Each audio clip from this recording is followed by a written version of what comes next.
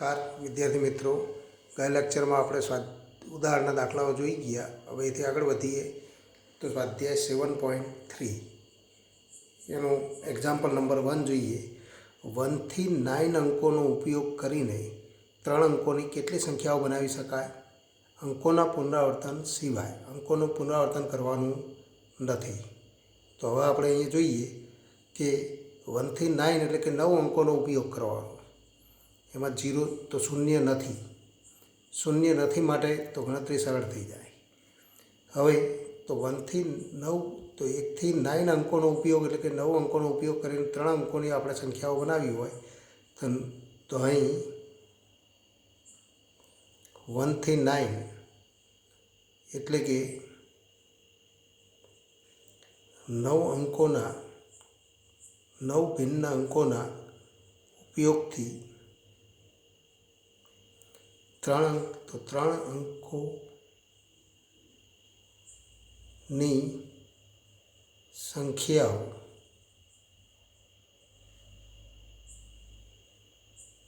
અંકોના પુનરાવર્તન સિવાય મેળવી. તો સંખ્યાઓ અંકોના પુનરાવર્તન સિવાય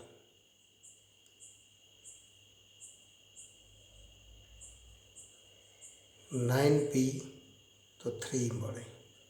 અને માટે તો 9p3 એટલે કે ઇક્વલ ટુ તો 9 × 8 × 7 અને ઇક્વલ ટુ તો 8 × 7 એટલે કે 56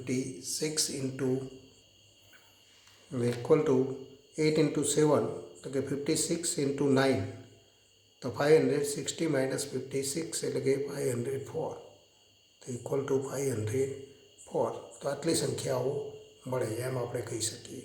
હવે એથી આગળ વધીએ તો એક્ઝામ્પલ તો 3. ત્રીજા નંબરનો એક્ઝામ્પલ જુઓ. 1 2 3 4 6 અને 7. તો 1 2 3 4 6 7 અંકોનો ઉપયોગ કરીને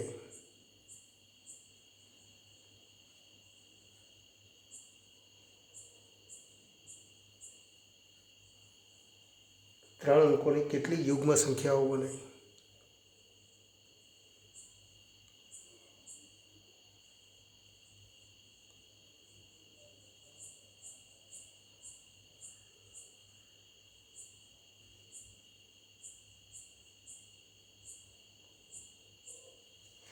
અંકોના પુનરાવર્તન સિવાય. તો અહીંયા પણ અંકોનું પુનરાવર્તન કરવાનું નથી. તો અંકોના પુનરાવર્તન સિવાય તો આવી સંખ્યાઓ મેળવવાની. તો આન્સર અહીં પણ આપણને આપેલી છે 1 2 3 4 6 અને 7. એ પૈકી કોઈ શૂન્ય નથી. તો આપણે કહી શકીએ કુલ 6. તો કુલ 6 અંકોનો ઉપયોગ કરીને 3 અંકોની યુગ્મ સંખ્યાઓ મેળવી. તો આપેલ 3 અંકોની યુગ્મ સંખ્યા મેળવવા માટે તો આપણે જાણીએ છીએ યુગ્મ સંખ્યાઓ માટે એકમનો અંક યુગ્મ હોવો જોઈએ. તો આપેલ અંકો 1 2 3 4 6 અને 7 પૈકી 2 અને 4 અને 6 તો 2 4 અને 6 એમ 3 યુગ્મ અંકો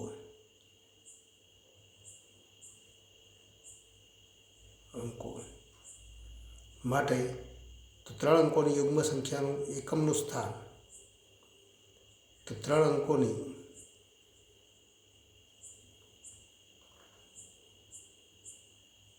યુગ્મ સંખ્યા માટે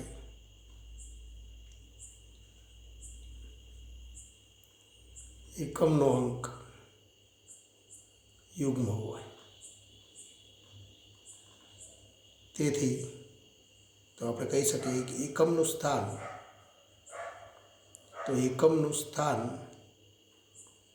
આપેલ 6 અંકો પૈકી ના 3 યુગ્મ અંકોથી 3 પ્રકારે ભરી શકાય.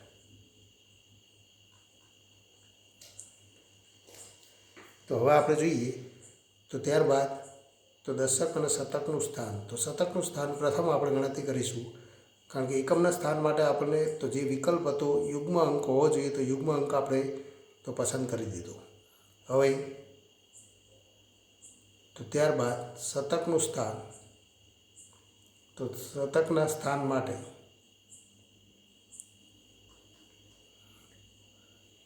તો એકમના સ્થાનમાં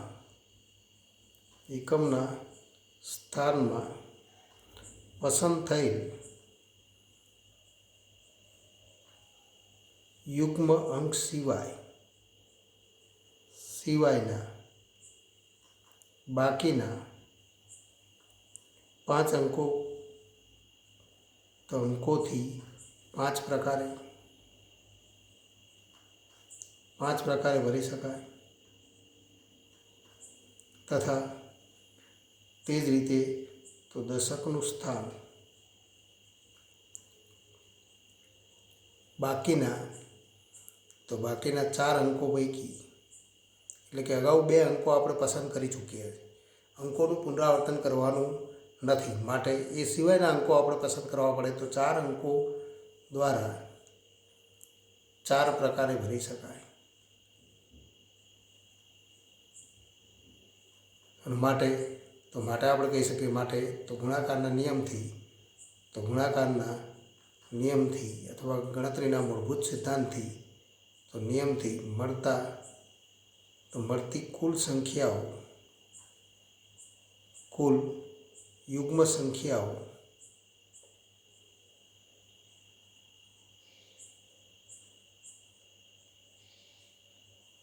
અને ઇક્વલ ટુ તો આપણે લખી શકીએ બધા માટે.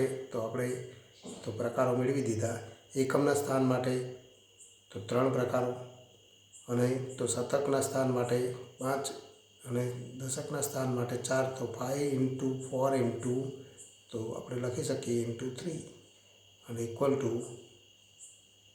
60. માટે આપણે કહી શકીએ કે આપેલ તો 6 અંકોના ઉપયોગ દ્વારા 3 અંકોની યુગ્મ સંખ્યાઓ કેટલી મળે, તો એ તો 60 મળે એમ કહી શકાય. હવેથી આગળ વધીએ. એક્ઝામ્પલ 5. 5મા નંબરનો એક્ઝામ્પલ જોઈએ. 8 વ્યક્તિઓની એક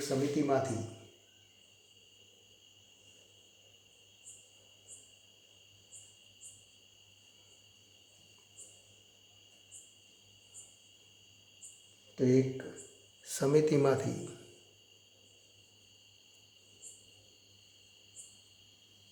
અધ્યક્ષ અને ઉપાધ્યક્ષ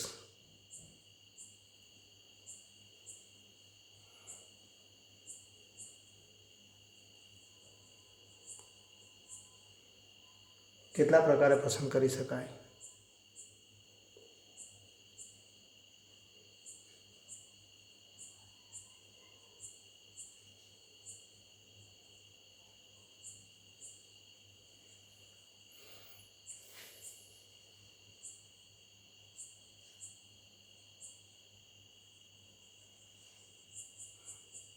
અહીં આપણે ધારી લઈશું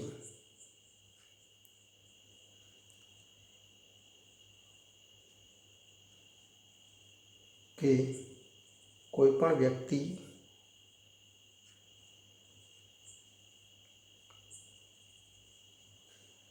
એક કરતાં વધુ પદ સંભાળતી ન હોય.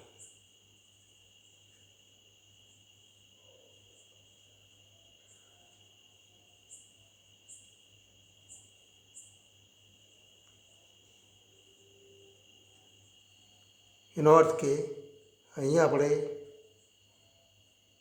તો પુનરાવર્તન કરવાનું નથી, એટલે કે એકનો એક વ્યક્તિ 2 પદ ઉપર કહી શકે નહીં. તો પુનરાવર્તન સિવાય આપણે પસંદગી કરવાની છે. 8 વ્યક્તિઓમાંથી તો 2 ભિન્ન વ્યક્તિઓ જેટલા પ્રકારે પસંદ કરી શકાય. તો અહીં આપણને આપેલું છે કે અહીં કોઈ પણ વ્યક્તિ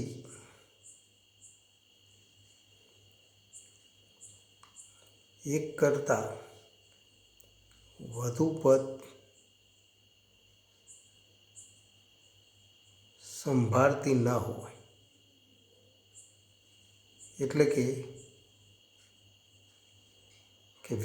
તો અહીંયા એટલે કે તો પુનરાવર્તન કરવાનું નથી. માટે તો 8 વ્યક્તિઓમાંથી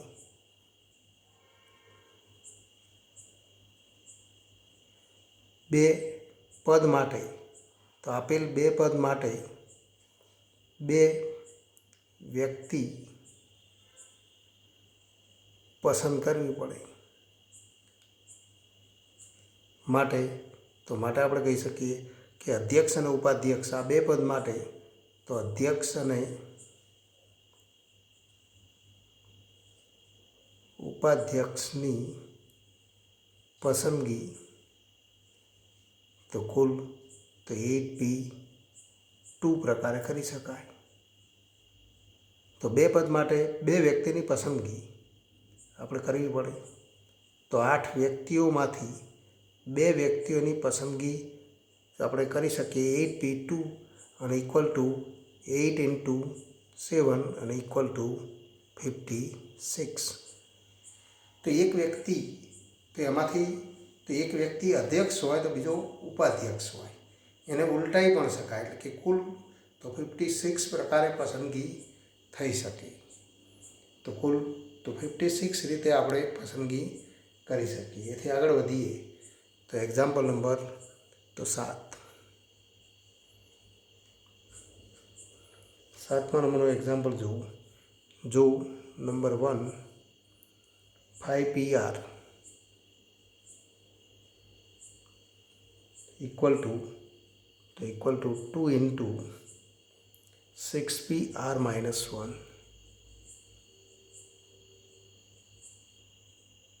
અને number 2 5pr equal to 6pr - 1 તો r શોધો. તો આ બંને વિકલ્પમાં આપણે આરની કિંમત મેળવવાની છે. તો આન્સર તો પહેલાં આન્સર નંબર 1 તો નંબર 1 એના માટે આપણે ગણતરી કરી શકીએ. અહીં 5pr અને ઇક્વલ ટુ 2 × 6pr - તો 1 આપણને આપેલા છે. તો માટે તો NPRના સૂત્રનો ઉપયોગ કરીએ તો n ફેક્ટોરિયલ એટલે કે 5 ફેક્ટોરિયલ અપોન 5 - r ફેક્ટોરિયલ અને ઇક્વલ ટુ 2 × 6pr - 1 તો 6 ફેક્ટોરિયલ અપોન 6 - r - 1 તો 6 - r માઇનસ પ્લસ તો 1 તો ફેક્ટોરિયલ.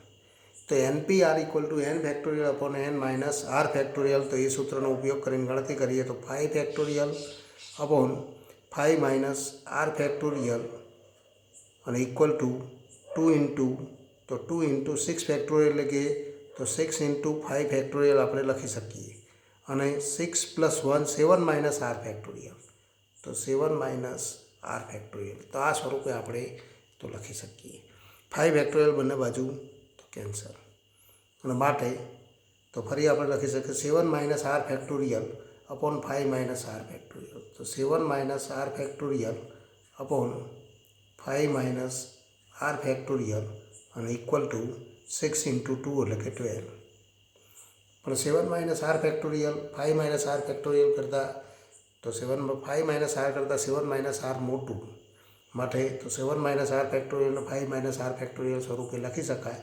તો 7 - r ઇન્ટુ 7 - r -1 એટલે કે 6 - r ઇન્ટુ તો 6 - r -1 કરો તો 5 - r ફેક્ટોરિયલ.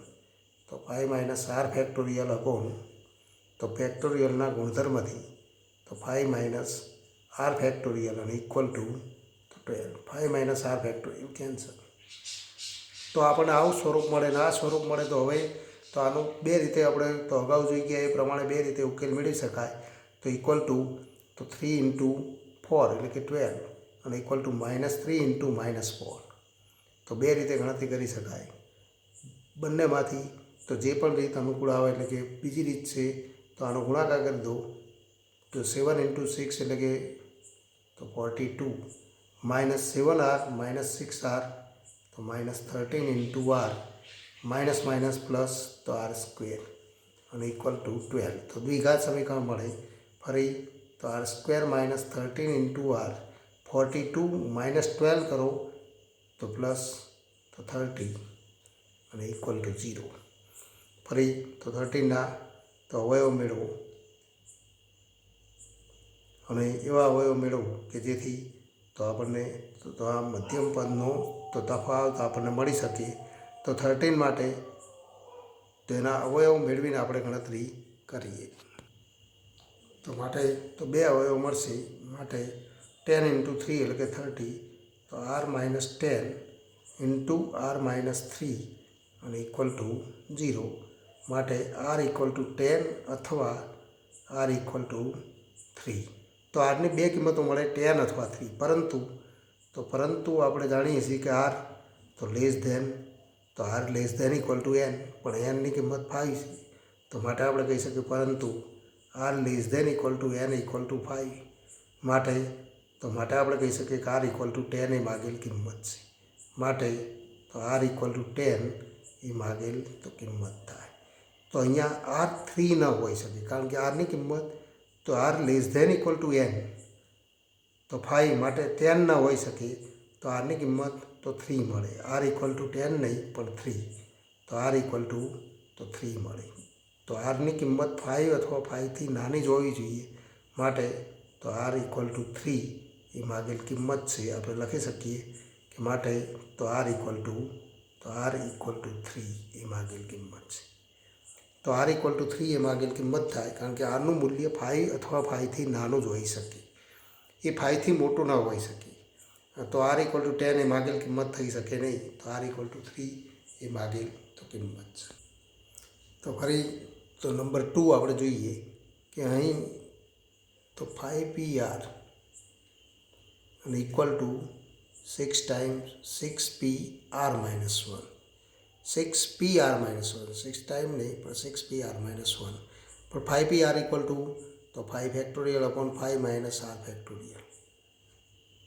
ઇક્વલ ટુ તો 6pr -1 એટલે કે 6 factorial upon 6 minus R plus 1 factorial એટલે કે 7 માઇનસ આર ફેક્ટોરિયલ પણ એના આપણે લખીએ 7 માઇનસ આર ફેક્ટોરિયલ આ બાજુ લઈએ 5 ફેક્ટોરિયલ આ બાજુ લઈએ તો 7 minus R factorial upon 5 minus R factorial અને equal to 6 factorial upon 5 factorial पर 6 फैक्टोरियल इक्वल टू 6 इंटू तो 5 फैक्टोरियल अपॉन 5 फैक्टोरियल कैंसल और इक्वल टू 6 पर 7 माइनस आर फैक्टोरियल लिए तो एना 5 माइनस आर फैक्टोरियल स्वरूप में लखी सकाय तो 7 माइनस आर इंटू तो 6 minus r into 5 minus r factorial upon 5 minus r factorial 5 minus r factorial cancel और इक्वल टू 6 હવે આનું સાદું રૂપ આપીને ગણતરી કરો તો 7 ઇન્ટુ 6 એટલે કે તો 42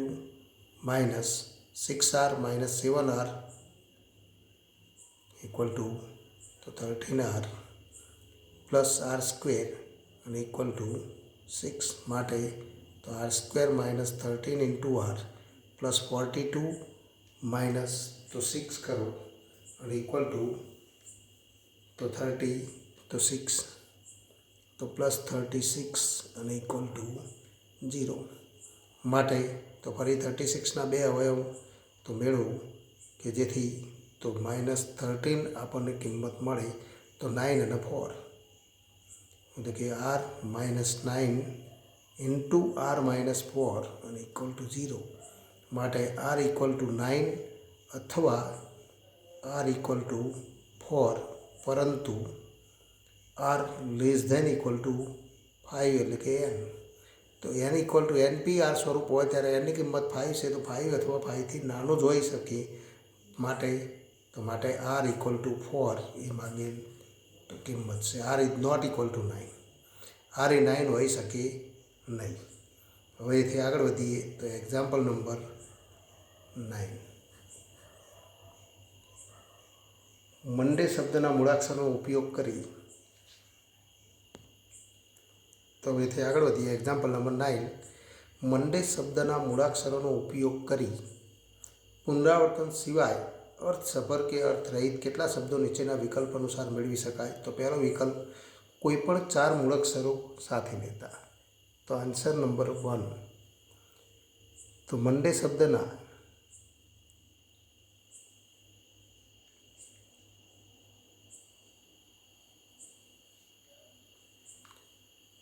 તો કુલ મૂળાક્ષરોની સંખ્યા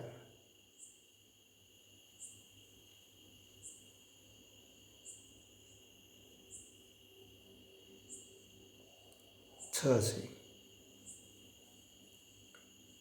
કુલ 6 ભિન્ન મૂળાક્ષરો આપણને આપેલા, કોઈ પણ 4 મૂળાક્ષરો સાથે લેતા. તો અહીંયા પુનરાવર્તન કરવાનું નથી, માટે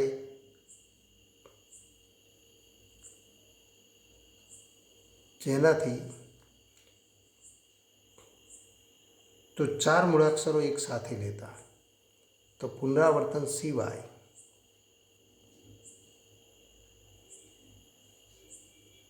4 મૂળાક્ષરો એક સાથે લેતા.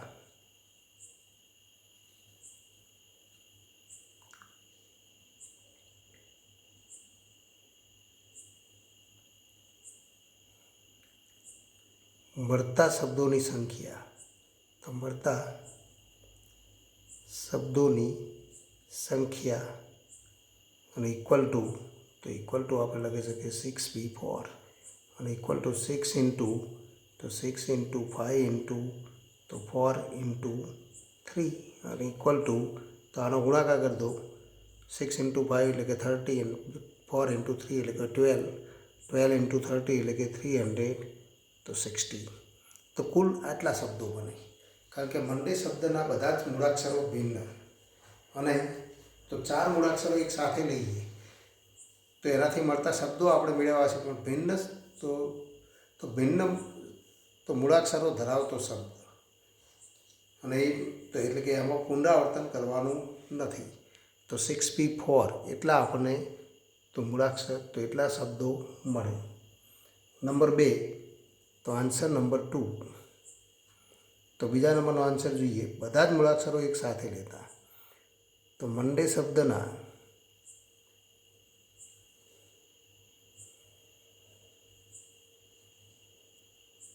છ મૂળાક્ષરોને ના ઉપયોગથી તો 6 મૂળાક્ષરો ધરાવતા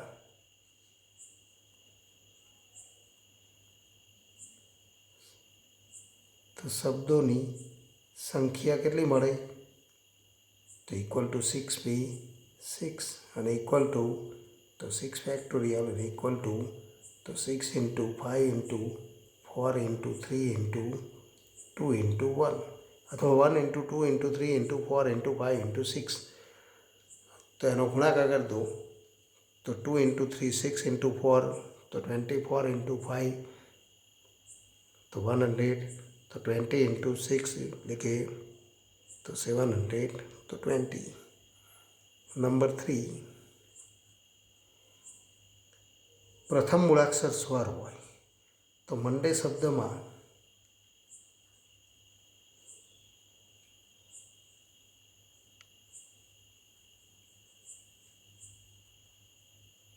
સ્વરોની સંખ્યા તો આપણે જોઈ શકીએ છીએ કે MONDAY તો એમાં ઓ અને એ 2 સ્વરો, તો સ્વરોની સંખ્યા તો 2. ઓ અને એ તો સ્વરોની સંખ્યા 2 છે, માટે તો પ્રથમ ક્રમે સ્વર હોય. ત્યારબાદ તો પ્રથમ સ્થાન માટે આપણે કહી શકીએ કે તો બધા જ તો અક્ષરોનો ઉપયોગ કરી તો આપણે એવો શબ્દ મેળવવો. તો પ્રથમ સ્થાન માટે 2 સ્વરો પૈકી કોઈ એક 2 પ્રકારે પસંદ કરી શકાય.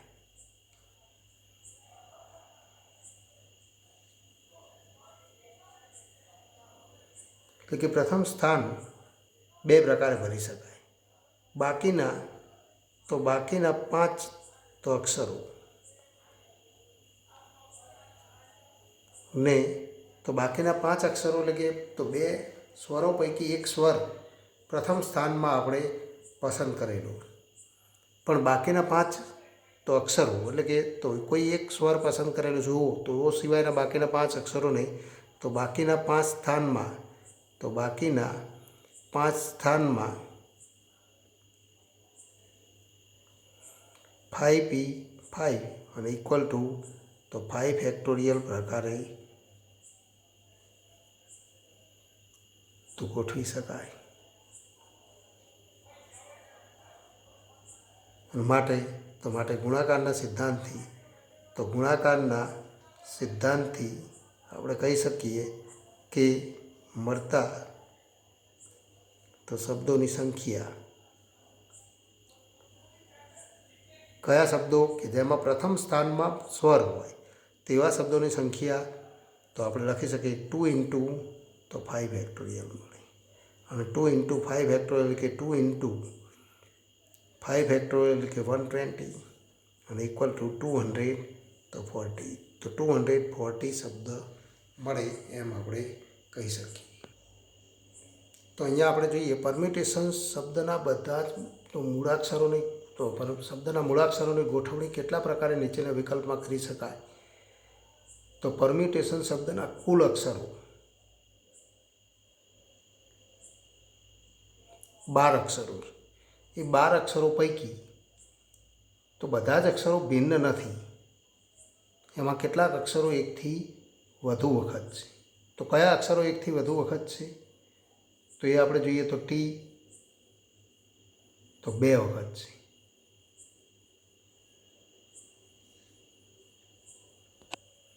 તો અહીંયા આપણે કહી શકીએ પરમ્યુટેશન શબ્દના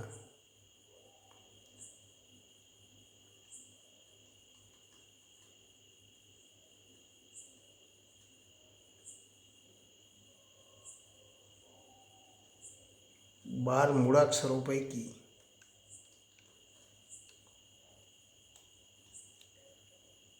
ટી 2 વખત છે. માટે અહીંયા સમસ્વરૂપ વસ્તુના ક્રમચયનો આપણે ઉપયોગ કરવો પડે. તો આન્સર નંબર 1 આપણે આપીએ ત્યારે તો શબ્દોથી પીથી શરૂ થાય અને એસમાં અંતમાં આવે. તો કુલ 12 સ્થાન છે.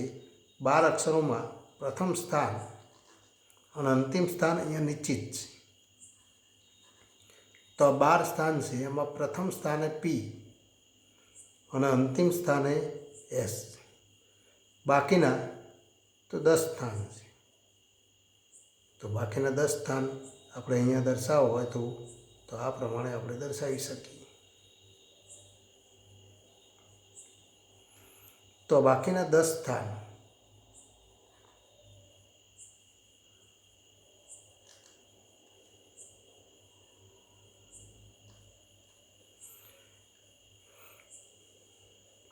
તો અહીં પ્રથમ સ્થાને પી અને અંત તો એસમાં અંત પામે એટલે કે તો અંતિમ સ્થાને એસ હોય. તો બાકીના 10 સ્થાન માટે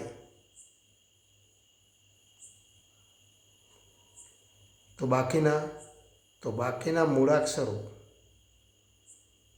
10 મૂળાક્ષરોમાં ટી 2 વખત છે. તો ટી એકથી વધુ વખત છે અને માટે તો સમસ્વરૂપ વસ્તુના ક્રમચયથી આપણે ગણતરી કરી શકીએ. તો માટે આપણે કહી શકીએ માટે સમસ્વરૂપ વસ્તુના ક્રમચયથી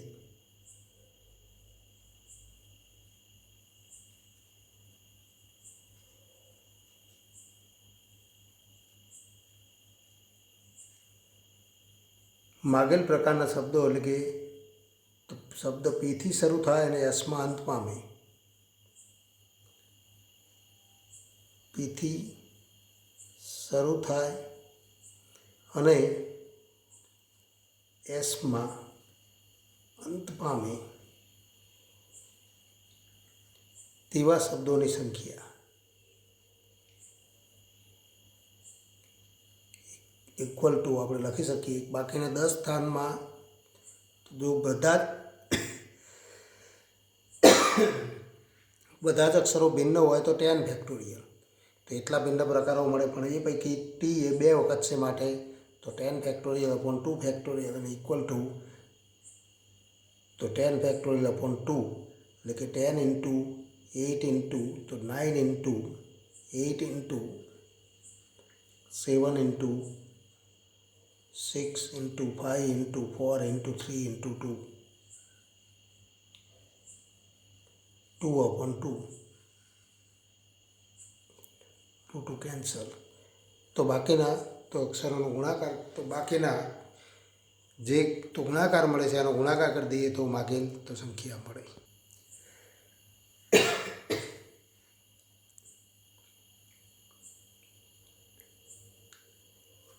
તો આપણને ગુણાકાર આટલો મળશે તો જે તો માગેલ તો શબ્દોની સંખ્યા. હવે બધા જ સ્વરો સાથે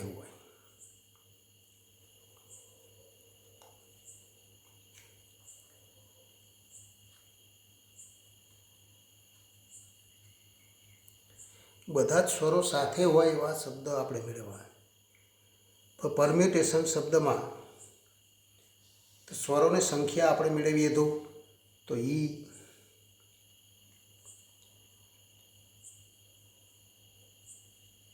તો યુ એ આઈ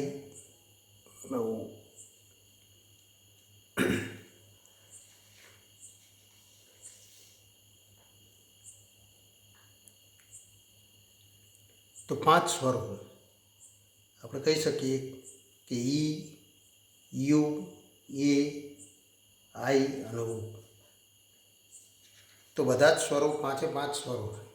તો અહીંયા આપણે કહી શકીએ કે તો પરમ્યુટેશન શબ્દમાં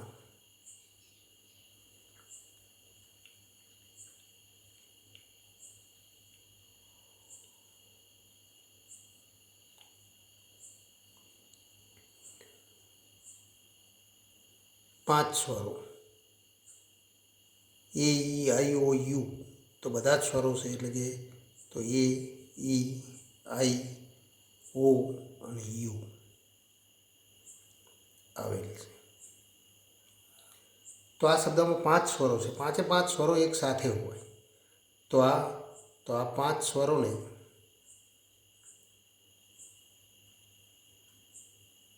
તો સંકેત આલ્ફા વડે દર્શાવતા.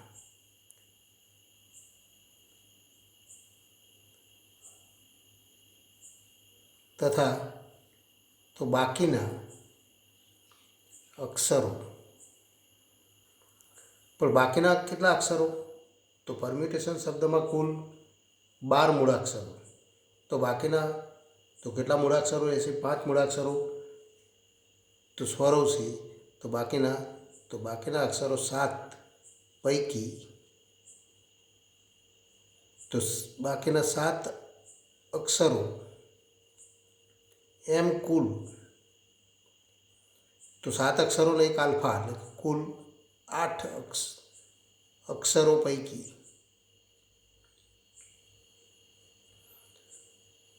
તો ટી 2 વખત માટે આપણે કહી શકીએ કે બધા જ સ્વરો સાથે હોય એવી ગોઠવણીના પ્રકારો મેળવવા માટે તો સૌ પ્રથમ આ 8 અક્ષરોને તો 8 સ્થાનમાં આપણે ગોઠવવા. તો માટે તો સમસ્વરૂપ વસ્તુના ક્રમચયથી તો આ 3 સ્વરો સાથે હોય એવા આપણે પ્રકારો મેળવવા માટે તો મળતા પ્રકારોની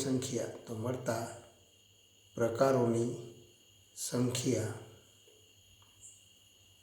ઇક્વલ ટુ તો આપણે લખી શકીએ 8 ફેક્ટોરિયલ અપોન 2 ફેક્ટોરિયલ અને equal two 8 into 7 into 6 into 5 into 4 into 3 into 2 upon 2 cancel. તો આનો આપણે ગુણાકાર કરી દઈએ તો જે સંખ્યા મળે એ તો જેમાં આ 3 સ્વરો સાથે હોય એવા પ્રકારો મળે. તો આનો ગુણાકાર આટલો મળશે. તથા આપણે કહી શકીએ તથા આ 5 સ્વરોને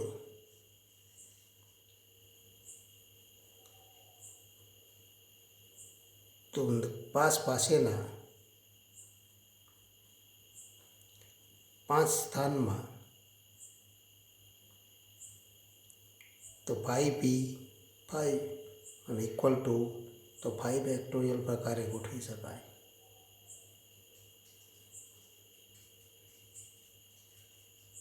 માટે આપણે કહી શકીએ કે બધા જ સ્વરો સાથે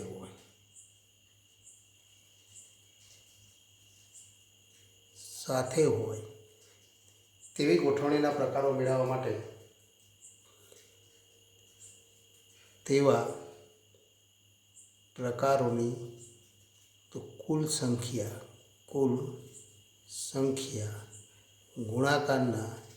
ગુણાકારના નિયમથી આપણે કહી શકીએ કે તો 20 એટલે કે 20,160 ઇન્ટુ 5 ફેક્ટોરિયલ અને ઇક્વલ ટુ 20,160 ઇન્ટુ 5 ફેક્ટોરિયલ કે 100 તો 20. આનો જે ગુણાકાર મળે એ તો માગેલો જવાબ થાય. તો એ માગેલ પ્રકારની સંખ્યા આટલી થશે. તો ટૂંકમાં તો અહીંયા આપણે જે માહિતી આપેલી છે એ માહિતી માટે તો કેવી રીતે ગણતરી કરવી એ ખૂબ મહત્ત્વની. તો એના આધારે તો આપેલ તો મૂળાક્ષરોની તો સંખ્યા આપણે મેળવી શકીએ. હવે એથી આગળ વધીએ તો પી અને એસની વચ્ચે હંમેશા 4 મૂળાક્ષરો હોય. તો પી અને એસની વચ્ચે હંમેશા 4 મૂળાક્ષરો હોય તો એ તો ગણતરી આપણે કેવી રીતે કરવી એ સમજીએ. તો પી અને એસની વચ્ચે હંમેશા 4 મૂળાક્ષરો હોય. તો અહીં તો આપણે કહી શકીએ પરમ્યુટેશન શબ્દના તો આપેલ શબ્દના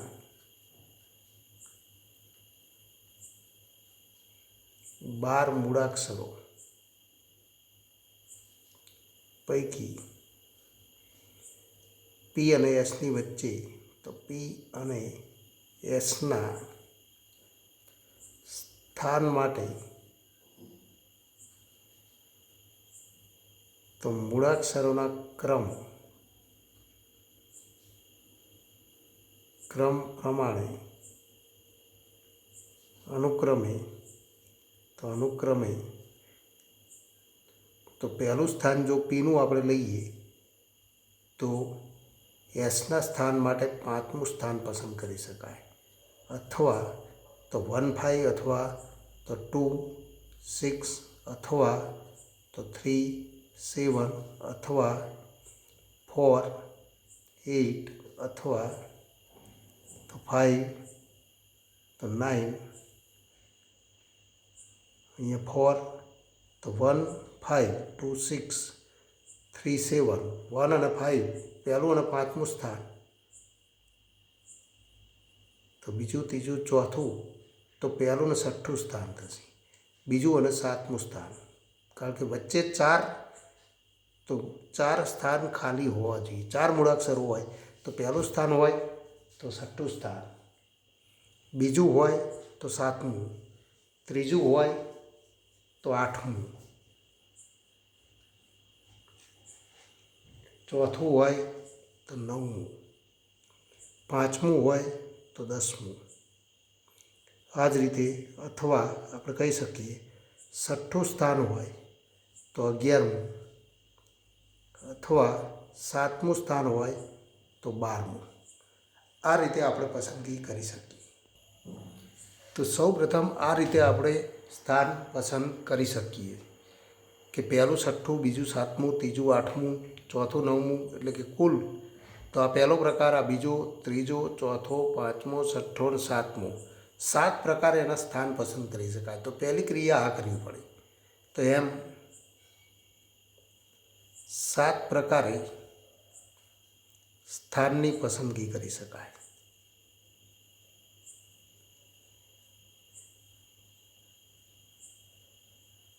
તો પહેલી આ ક્રિયા કરવી પડે. તથા તો બીજી ક્રિયા તો આ પસંદ કરેલા 2 સ્થાનમાં તો આ પસંદ કરેલ બે સ્થાનમાં તો પી અને એસની ગોઠવણી તો 2p2 અને ઇક્વલ ટુ 2 ફેક્ટોરિયલ પ્રકારે તો કરી શકાય. તો આ બીજી પસંદગી આપણે તો બીજી ક્રિયા કરવી પડે. તથા ત્રીજી ક્રિયા બાકીના સ્થાન તો તથા બાકીના તો 10 સ્થાન તો 10 સ્થાનમાં બાકીના 10 અક્ષરો કે જેમાં તો પી અને એસ સિવાયના બાકીના 10 અક્ષરોમાં તો જેમાં ટી 2 વખત તેની તો ગોઠવણી સમસ્વરૂપ વસ્તુના ક્રમચયથી તો સમસ્વરૂપ વસ્તુના તો ક્રમચયથી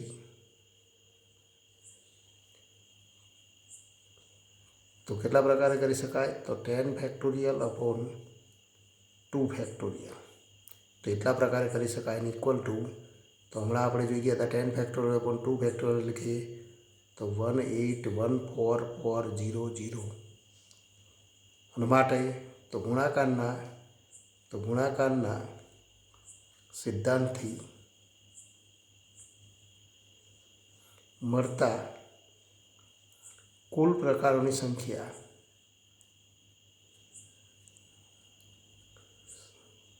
ઇક્વલ ટુ તો 1814400 ઇન્ટુ તો ફરી 7 ઇન્ટુ 2 ફેક્ટોરિયલ એટલે 2 અને ઇક્વલ ટુ જે પણ ગુણાકાર થાય એ માગેલ જવાબ થાય. તો આટલો આપણને ગુણાકાર મળશે. તો એટલા પ્રકારે આપણે આ ગોઠવણી કરી શકીએ છીએ.